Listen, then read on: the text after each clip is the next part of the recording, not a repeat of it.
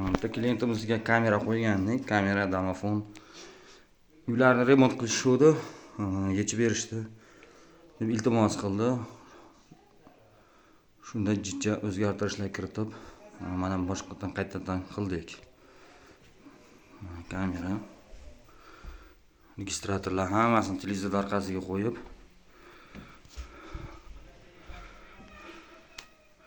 oldin korplab kameraning kabellari tepadan tushgan. Shu remont davrida devorning ichiga polietilen tashab, shaxta qilib, o'shaning ichidan o'tkazib yubordik kabellarni. Yo'q.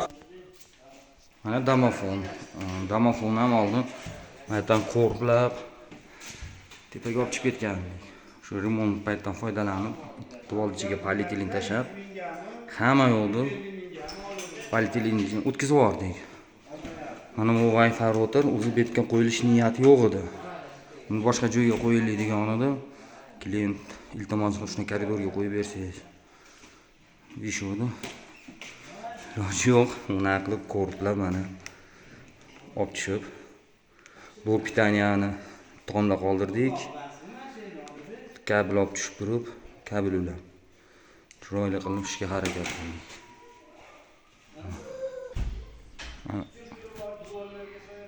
Qilib qo'ygandik.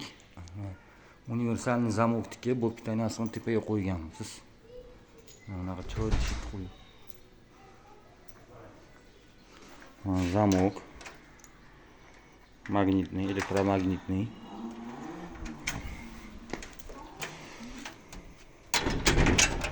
Вызывной.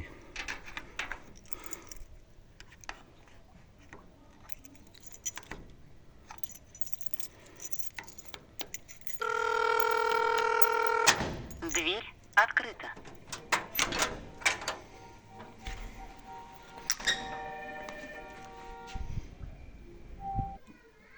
Aytmoqchi,